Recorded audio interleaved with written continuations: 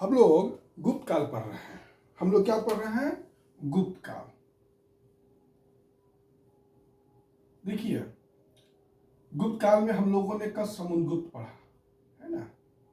गुप्त काल में हम लोगों ने समुद्रगुप्त पढ़ा और समुद्रगुप्त का प्रयाग प्रशस्ति अभिलेख पढ़ा। समुद्रगुप्त का प्रयाग प्रशस्ति अभिलेख पढ़ा। प्रयाग प्रशस्ति अभिलेख में सर्वप्रथम भारतवर्ष का चर्चा है, इसको याद रखिएगा।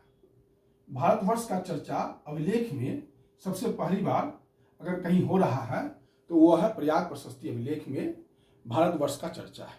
प्रयाग क्या समझिए, क्या सुना? जो समुद्रगुप्त का प्रयाग प्रशस्ति अभिलेख है, जिसका लेखक उसका समुद्रगुप्त का मंत्री हरिसेन है, वो उसने प्रयाग प्रशस्ति में भारतवर्ष शब्द का चर्चा किया। मैंने बताया था कि समुद्रगुप्त ने दक्षिण के 12 राज्यों को जीता। दक्षिण के 12 राज्यों को जीता। लगभग 3 राज्यों का मैंने नाम बताया था। मैं सोच रहा हूं कि 1-2 और राजाओं का नाम बता दूं। जैसे उग्रसेन थे, उन्होंने पालक के राजा थे। कहाँ के राजा थे? पालक जगह का नाम है, दक्षिण भारत में पालक का है। ये सब जानकारी समुद्रगुप्त के प्रयाग प्रशस्ति अभिलेख में है, जो दक्षिण के 12 राज्यों को समुद्रगुप्त ने पराजित किया था। उग्रसेन। महेंद्र जो थे वो कौशल के राजा थे। महेंद्र कहाँ के राजा थे? कौशल के राजा थे। कौशल दक्षिण भारत में भी है। रायपुर का जो क्षेत्र है ना, वो कौशल का ही क्षेत्र है।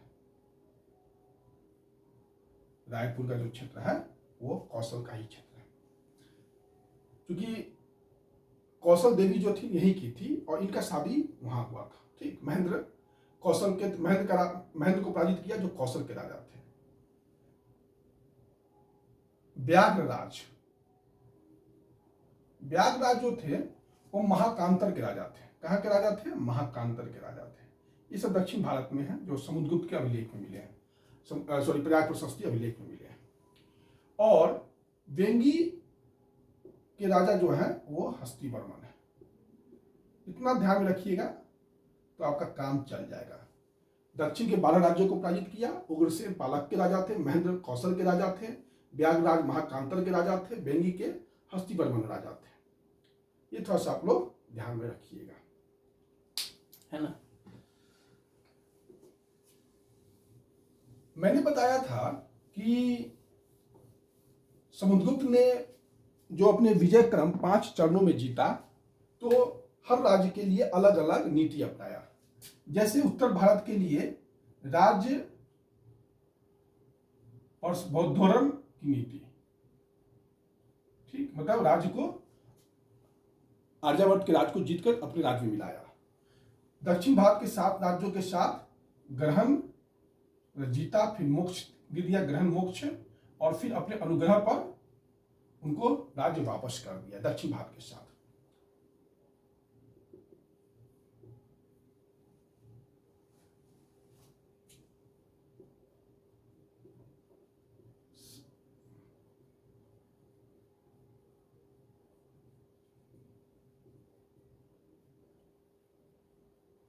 देखिए, सर्व करदान, आज्ञाकरण और पाण्यागमन, ये जो है इन्होंने अपनाया उन राज्यों के साथ जो गणतंत्र थे।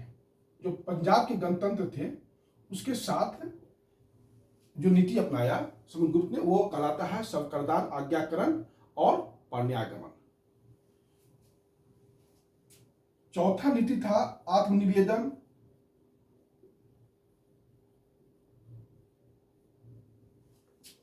ठीक, गरुत मंडकचित और कन्योपायन। ये किसके साथ अपनाया था? तो ये जो विदेशी राज्य थे उसके साथ। देखिए, किसी और 5वां था आपका शक और कुषाण, जो उत्तर भारत के थे, उनको जीता था 5वें चरण में। कभी कभी मध्य भारत में एक जाति था आठविक। ठीक, तो आठविक को भी उसने पराजित किया था और कुछ कुछ किताब में मिलेगा कि तृतीय चरण में समुद्रगुप्त ने इनको पराजित किया था। तो ये उतना डेप्थ में पूछे क्वेश्चन नहीं आएगा, लेकिन आपको ये भी ध्यान में रखना होगा कि मध्य भारत में समुद्रगुप्त के अभिलेख में प्रयाग प्रशस्ति में 8वीं जाति को भी पराजित करने का उल्लेख है। ये थोड़ा सा ध्यान में रखिएगा। क्लियर है ना।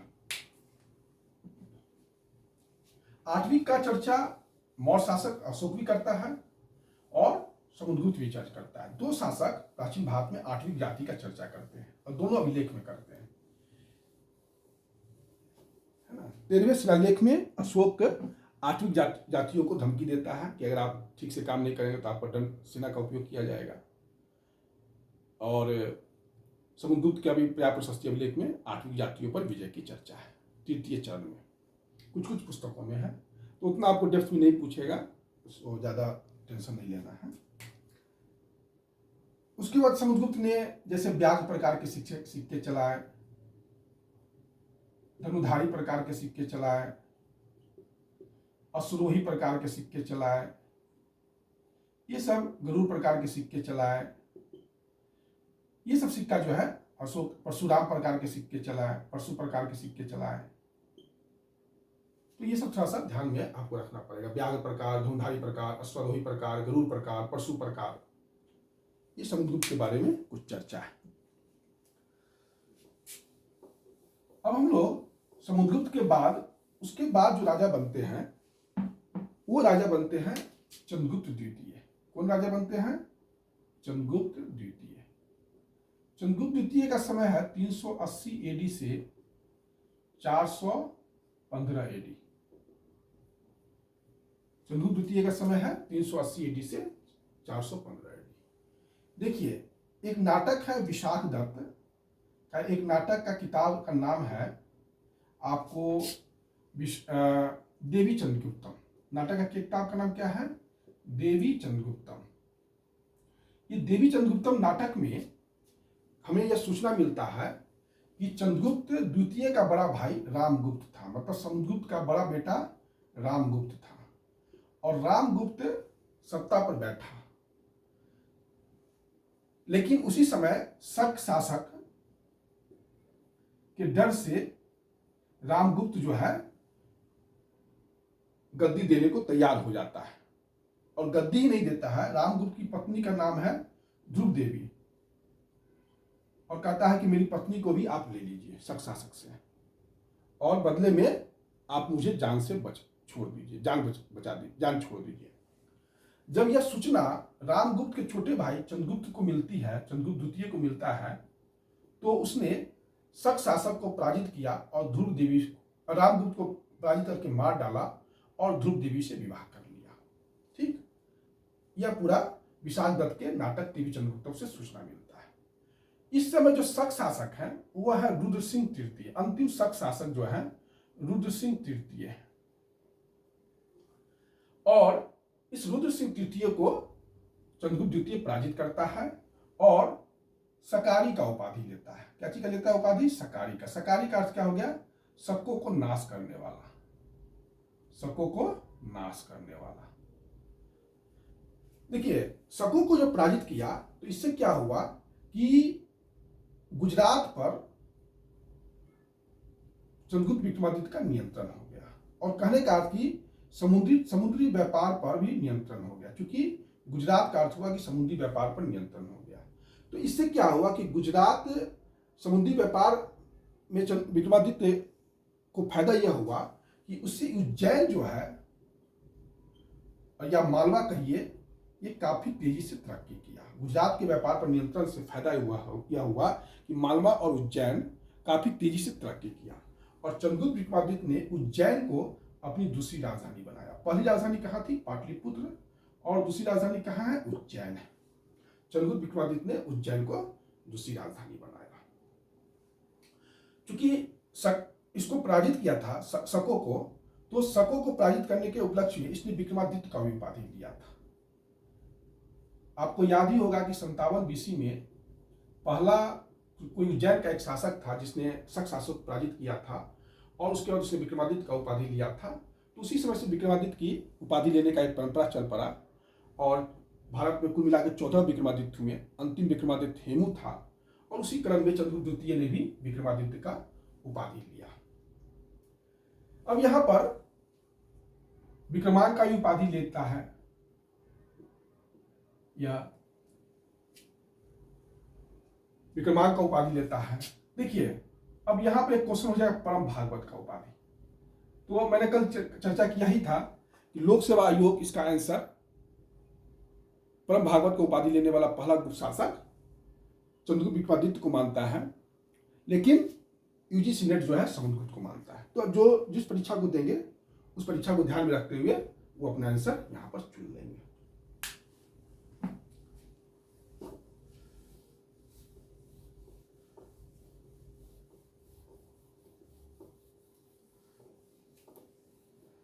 चंद्रगुप्त विक्रमादित्य मथुरा के कुषाण शासक को भी पराजित करता है। चंद्रगुप्त विक्रमादित्य क्या करता है? मथुरा के कुषाण शासक को भी पराजित करता है। क्लियर? उसके बाद चंद्रगुप्त की बेटी का नाम है प्रभावती। चंद्रगुप्त की बेटी का नाम क्या है? प्रभावती। सॉरी, चंद्रगुप्त अपना विवाह खुद नाग राजकुमारी कुबेर नाग से करता है। चंद्रगुप्त विक्रमादित्य अपना शादी कहां किसे करता है? नाग राजकुमारी कुबेर नाग से विवाह करता है और इससे नाग राजकुमारी कुबेर नाग से चंद्रगुप्त विक्रमादित्य को प्रभावती नाम की एक पुत्री होती है। प्रभावती नाम की एक पुत्री होती है क्या? और इसी प्रभावती का विवाह चंद्रगुप्त विक्रमादित्य वाकाटक शासक रुद्रसेन द्वितीय से करता है। वाकाटक शासक रुद्रसेन द्वितीय से करता है, लेकिन अनफॉर्चुनेटली दुर्भाग्यपूर्ण से वाकाटक से शासक रुद्रसेन द्वितीय का मृत्यु हो जाता है। फिर प्रभावती जो है अपने अल्पवयस्क पुत्र को गद्दी पर बैठाती है और प्रभावती डायरेक्ट जो है अपने पिता चंद्रगुप्त विक्रमादित्य से शासन का काम संभालती है। इसका अर्थ है कि वाकाटक पर भी चंद्रगुप्त विक्रमादित्य का ही शासन इनडायरेक्टली हो गया। वाकाटक का जो क्षेत्र था वो मध्य भारत का क्षेत्र था। चंद्रगुप्त विक्रमादित्य अपनी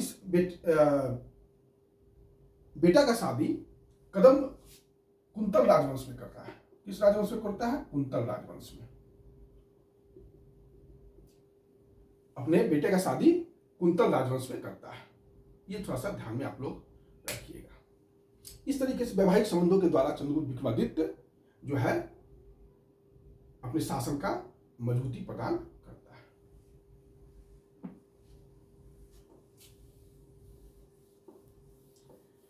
चंद्रगुप्त विक्रमादित्य का उपाधि देवराज है, देवगुप्त है, देवश्री है। चंद्रगुप्त विक्रमादित्य का कौन उपाधि है?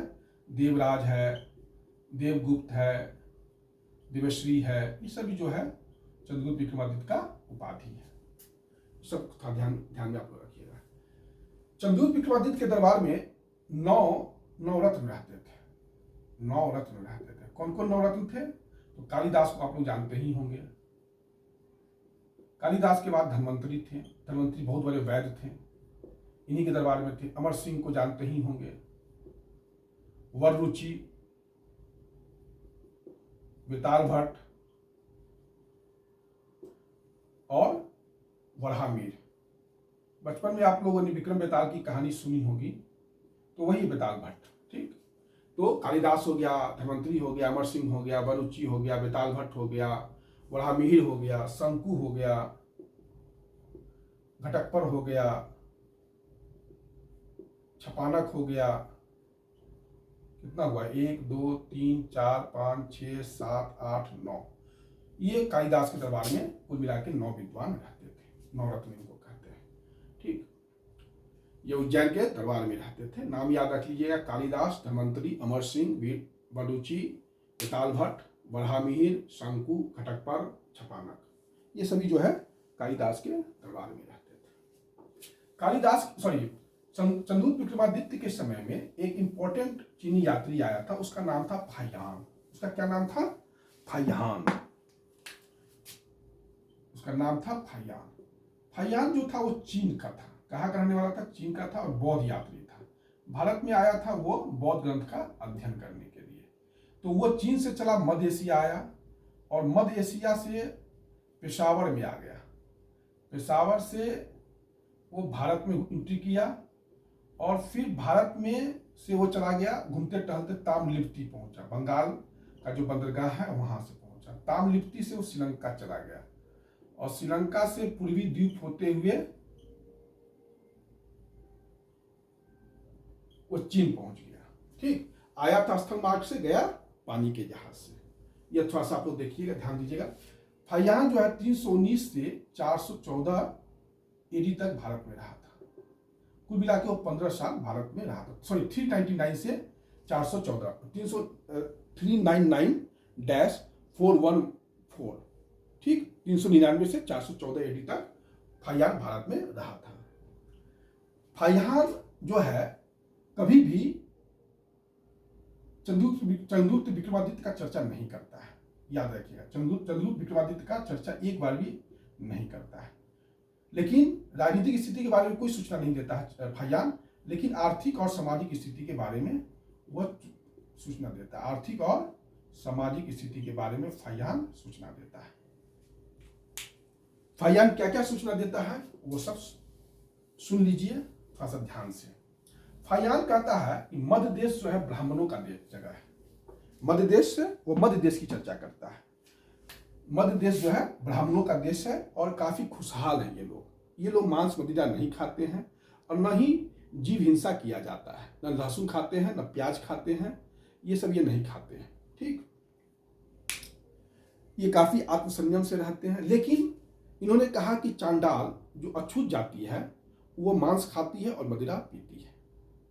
किसी भी सार्वजनिक जगह पर पशु बलि नहीं दिया जाता था, बूचर खाना नहीं था, है ना, मदिरा भी बिक्री नहीं होती थी। लेकिन चांडाल इसको लेते थे।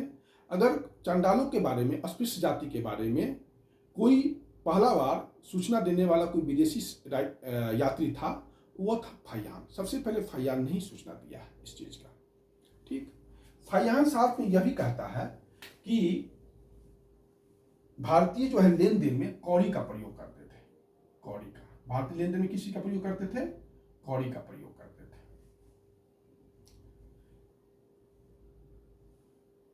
फाहियान जो है भारत में बहुत स्थलों पर भ्रमण किया, जिसमें वो श्रावस्ती घुमा, संकीसा घुमा, वैशाली घुमा, राजगिरी घुमा, नालंदा घुमा, बोध गया घुमा, कपिलवस्तु घुमा और पाटलिपुत्र गया। ये सब जगह जो है फाहियान घूमने गया था। पाटलिपुत्र गया तो उसने अशोक का जो राजमहल देखा, मौर्य का जो राजमहल देखा, तो कहा कि यह जो है देवों के द्वारा निर्मित है। पाटलिपुत्र के राजप्रसाद को देखकर फाहियान ने कहा, जो मौर्य काल का था, कि यह देवताओं के द्वारा निर्माण किया गया है। यह इस बात का सूचना देता है। यह है फाहियान के बारे में सूचना।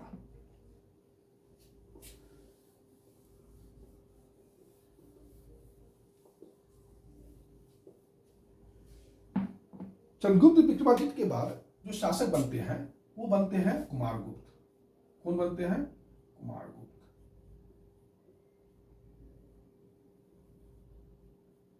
कुमारगुप्त के समय में सबसे ज्यादा अभिलेख अगर किसी ने जारी किया है तो इसी ने किया। सबसे ज्यादा अभिलेख अगर किसी ने जारी किया है तो कुमारगुप्त ने ही जारी किया है। ध्यान में रखिएगा, अगर पूछा जाए कि सबसे ज्यादा अभिलेख किस गुप्त शासक ने जारी किया तो कुमारगुप्त ने शासक जारी किया। इसका नाम महेंद्रादित्य भी था। महेंद्रादित्य भी था। इसने अश्वमेध यज्ञ भी किया था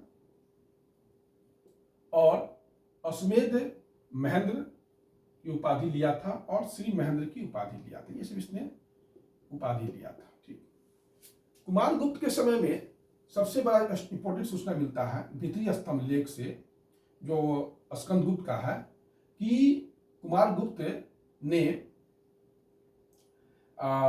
के समय में पुष्यमित्र जाति का आक्रमण हुआ था और इसको दबाने के लिए कुमारगुप्त ने अपने पुत्र स्कंदगुप्त को भेजा था। ठीक,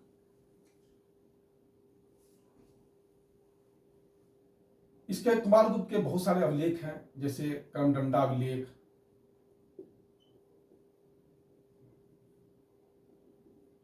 कुमारगुप्त का आपका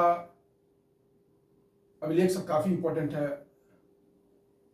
जो थोड़ा सा ध्यान में आप लोग रखिएगा। ठीक, कुमारगुप्त का सबसे जो इंपॉर्टेंट चीज है कि कुमारगुप्त के समय में भरतपुर में एक जगह है बयाना, जो राजस्थान में है भरतपुर, वहां पर बहुत सारा सिक्का का ढेर मिला है, सिक्का का ढेर मिला है, और उस पर मयूर की आकृति है।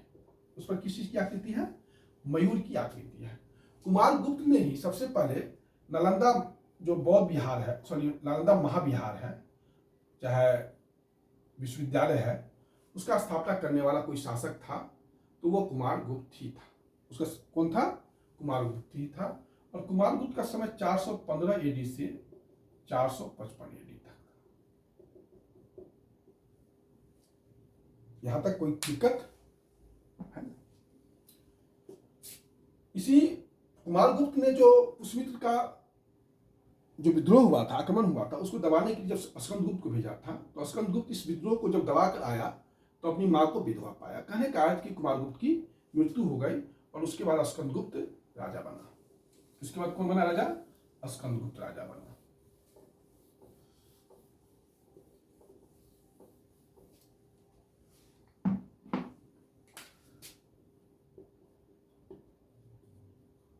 स्कंदगुप्त का समय है 455 एडी से 467 एडी, 467 एडी। स्कंदगुप्त के भीतरी स्तंभ लेख से पता चलता है कि इसके समय में हून आक्रमण हुआ था, और जूनागढ़ अभिलेख से हमें यह सूचना मिलता है कि स्कंदगुप्त ने हून आक्रमण को विफल कर दिया। यह जूनागढ़ अभिलेख से हमें सूचना मिलता है। जूनागढ़ अभिलेख में ही हूनों को मलेच्छ कहा गया है। जूनागढ़ अभिलेख में हूनों को क्या कहा गया है? मलेच्छ कहा गया है। स्कंदगुप्त को शक्रादित्य भी कहा जाता है। इसने शक्रादित्य का भी उपाधि लिया था। इसने शक्रादित्य का उपाधि लिया था। जूनागढ़ अभिलेख से हमें जो है इसके गवर्नर, जो सुदर्शन झील का जो बार बार चर्चा करते होंगे, तो इसी में जूनागढ़ अभिलेख में पंडदत्त जो गवर्नर है गुजरात का, और इसके पुत्र चक्रपालित का वर्णन है। चक्रपालित, पंडदत्त और चक्रपालित, ये थोड़ा ध्यान में रखिएगा स्कंदगुप्त के सिक्के का। ठीक, स्कंदगुप्त के सिक्कों में सबसे ज्यादा, अगर आप कह सकते हैं कि सोना की शुद्धता सबसे कम थी, तो स्कंदगुप्त के सिक्का में थी। मतलब कह सकते हैं कि सोना का सिक्का में सबसे निम्न क्वालिटी का सिक्का किसी का था तो वह स्कंदगुप्त का था।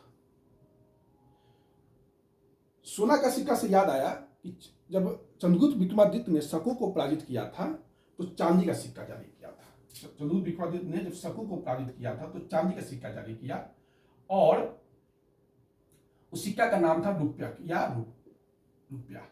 ठीक, रुपया या रूपा। देखिए, चंद्रगुप्त विक्रमादित्य का एक दिल्ली में महरौली एक जगह है कुतुब मीनार के पास, वहां पर एक लौह स्तंभ मिला है, और उसमें बताया गया है कि चंद्रगुप्त विक्रमादित्य ने उत्तर पश्चिमी भारत से लेकर बंगाल तक की विजय की, और यह चंद्र का पहचान चंद्रगुप्त विक्रमादित्य से ही किया गया है। कहने का अर्थ कि चंद्रगुप्त विक्रमादित्य एक बहुत ही शक्तिशाली शासक था। स्कंदगुप्त के समय में हून आक्रमण हुआ, और स्कंदगुप्त के बाद जो शासक बनते हैं वो बनते हैं पुरुगुप्त। स्कंदगुप्त के बाद कौन शासक बनते हैं? पुरुगुप्त।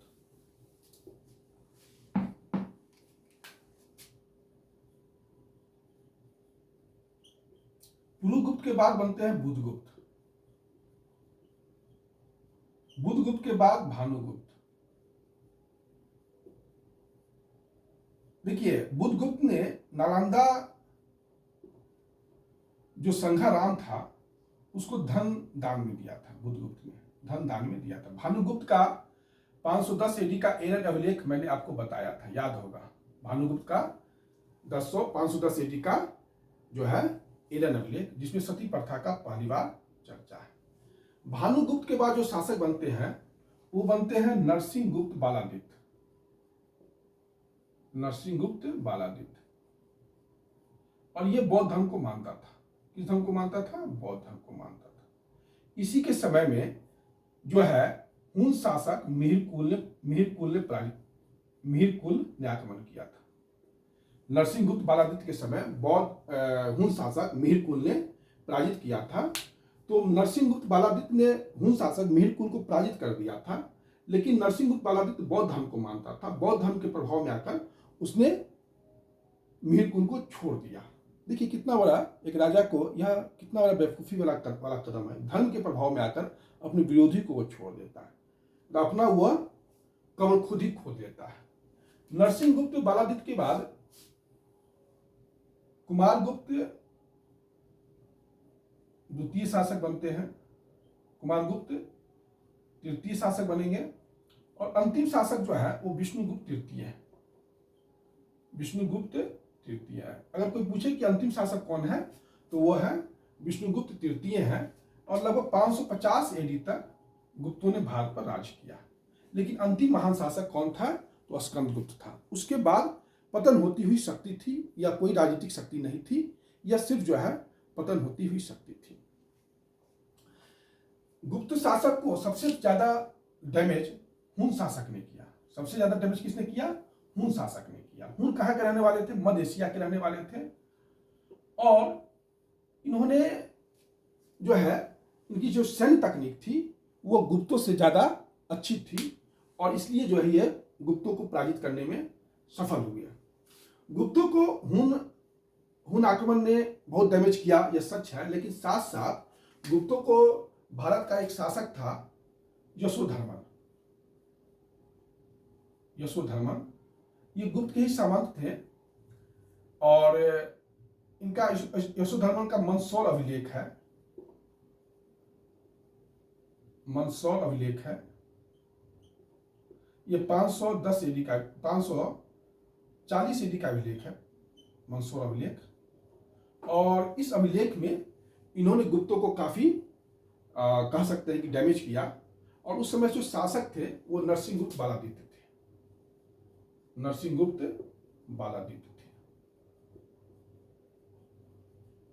ये जो यशोधर्मन थे औलिकर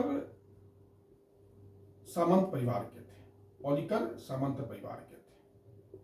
ठीक, मतलब ये सामंत थे गुप्तों के ही, लेकिन उन्होंने मंदसौर में या मालवा में अपनी शक्ति को काफी मजबूत कर लिया, और नरसिंहगुप्त बालादित्य को काफी डैमेज किया, और वहां पर अपना यशोधर्मन ने अपना साम्राज्य का निर्माण कर लिया, स्वतंत्र कर लिया।